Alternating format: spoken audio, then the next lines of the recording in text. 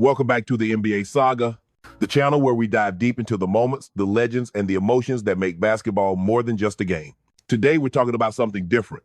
Not just stats, not just highlights, but the human side of greatness. The side that even the greatest of all time eventually has to face. Because today's story is about LeBron James and the complicated art of saying goodbye. How do you even begin to walk away when basketball has been your life for more than 2 decades? How do you write your own ending when the clock that's been your friend for 23 seasons finally starts ticking against you?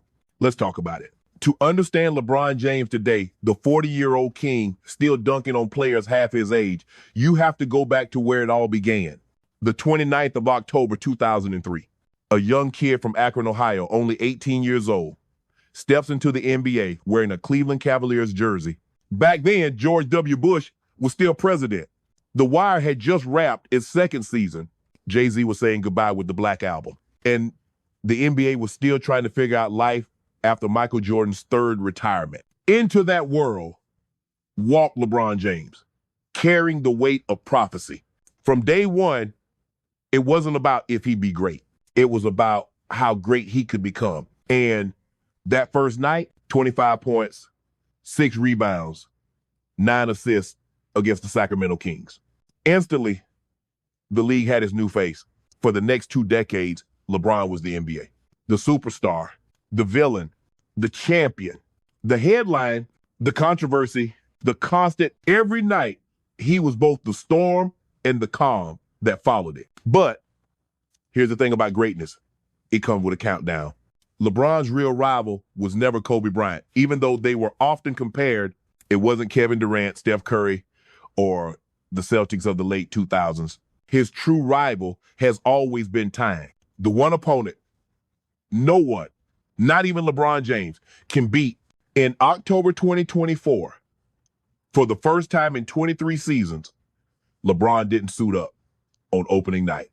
Fans speculated, was it an injury, a quiet protest, a message to the Lakers front office, or maybe was it something deeper? Maybe it was LeBron feeling what every legend eventually feels, that creeping realization that the body no longer listens like it used to. That time, once his greatest weapon, is now his greatest test. Here's the thing about LeBron. He's controlled his narrative better than almost any athlete in history. He decided where he played. He decided who joined him.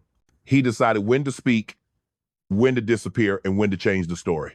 But control comes with a price, because no one can control the end. Author Yaron Weitzman said it best. For LeBron, it's not just about leaving the game. It's about power. It's about saying, you don't decide when I go, I do. That's the tricky part. Most athletes don't get to choose their goodbye. Injuries, trades, decline, the sport usually chooses for them. But LeBron, he's different. He's trying to do what almost no one ever has, walk away on his own terms while still being one of the best. That's not just rare, that's nearly impossible. Look through NBA history. Most greats didn't get fairy tale endings. Jordan's final years in Washington were awkward. Kobe's Lakers were terrible in his last season, even though he went out in the most Kobe way possible with 60 points, and yet both of them got their farewell moments. LeBron's story feels different because he's still too good to say goodbye. He's not washed. He's not a bench player. He's still capable of being the best player on the floor any given night. That's what makes this chapter so complicated. He's not leaving because he can't play. He'll leave when he decides the story feels complete. But how do you even define complete for someone who's done everything? 4 championships, all-time leading scorer, countless playoff runs, 2 decades of dominance. Yet, somehow, it feels like there's still something left, a final piece that even LeBron hasn't figured out yet. Maybe it's not a championship. Maybe it's not a record. Maybe it's peace. LeBron's talked about retirement before, not often, but enough to make you listen when he does. He's always said the same thing. When his family tells him it's time, he'll know. For LeBron, family has always been more than a brand. His wife, Savannah, has been there since high school. His sons, Bronny and Bryce, have grown up under the same spotlight that once followed him. And now, in a surreal twist of fate, he shared an NBA locker room with his oldest son. Think about that. A father and son, teammates in the same league, the same team. That's not a stat. That's history. But it also forces LeBron to confront something deeper. For years, his family sacrificed for his dream.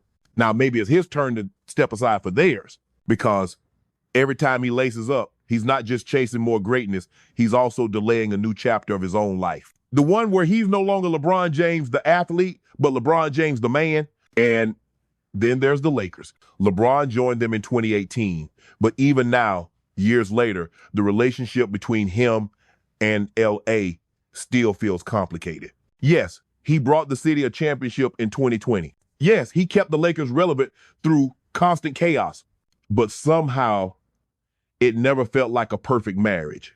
Maybe it's because that title happened inside the bubble when the world was locked down and there was no parade, no citywide celebration. Maybe it's because Kobe's shadow still looms over LA. And for many fans, no one, not even LeBron, could ever replace him. Or maybe it's because, as Weitzman put it, LeBron never made it clear why he joined the Lakers. Was it for legacy, for family, for Hollywood, for power? Probably all of the above. But one thing's for sure, LeBron's Lakers era has been one of contradictions, triumph and tension, glory and drama, respect and resentment. If this is his last stop, how we remember it will depend entirely on how it ends. Will it be a Hollywood ending fit for a king, or a Hollywood divorce written by time? Behind all the highlights, the fame, and the perfect media training, LeBron is human. He gets tired. He gets hurt. He's had to rebuild his body every offseason just to stay ahead of the inevitable. That's the part we don't see, the price of longevity. The workouts at 5 a.m., the hours of recovery, the constant pressure to prove that year 23 LeBron is still year 10 LeBron. And yet, somehow, he's done it. He's outlasted almost everyone from his generation. Dwayne Wade, Carmelo Anthony, even Chris Paul are gone. But LeBron keeps going. He's been the youngest player to reach every scoring milestone. Now, he's the oldest player in the NBA. It's a poetic full circle. The beginning and the end coexisting in the same man. But here's the twist. He's not slowing down because he has to. He's slowing down because he chooses to. He's starting to think about what comes after.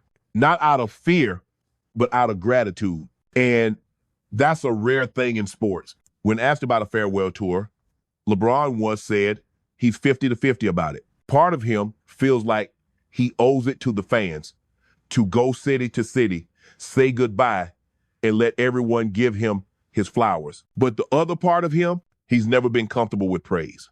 He's never been the type to sit still and smile while people tell him how great he is. He said, I've seen Mike's, I've seen Kobe's. I don't know how I'd feel about it. That's the paradox of LeBron James.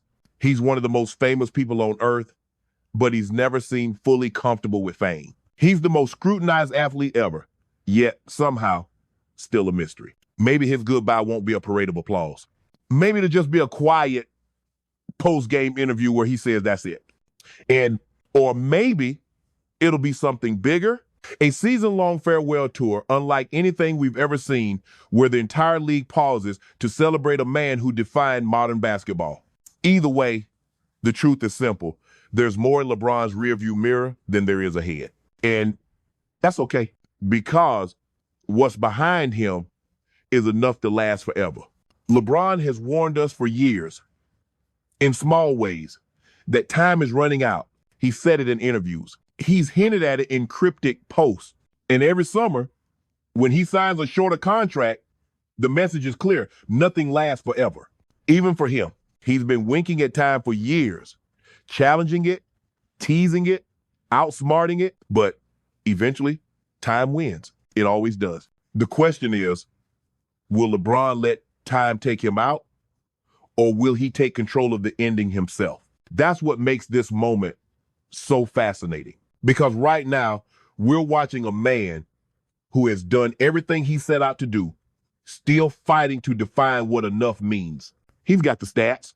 He's got the legacy. He's got the respect. But maybe the final battle isn't on the court anymore. Maybe it's inside him. LeBron James has lived 3 basketball lifetimes in one. The chosen one, the villain, the legend, and now, maybe, the farewell. But here's what makes his story so powerful.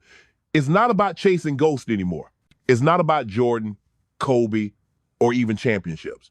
It's about confronting time, the undefeated opponent, and still daring to compete with it until the very last second. LeBron's story was never about being perfect. It was about being present, being relentless, being human in a world that demands superhuman effort. And maybe that's the art of saying goodbye. It's not about walking away from the game. It's about walking toward peace. Okay, thanks for watching the NBA Saga. LeBron's goodbye, whenever it comes, won't just be the end of an era. It'll be a reminder that greatness isn't measured by how long you can stay on top, but by how gracefully you can let go. If you enjoyed this deep dive, don't forget to like, share, and subscribe for more stories about the legends who shaped the game we love. Drop your thoughts in the comments. Do you think LeBron will have a farewell tour? Or will he just quietly walk away when no one expects it? Until next time, this is the NBA Saga. Thanks for watching, and we'll see you in the next one.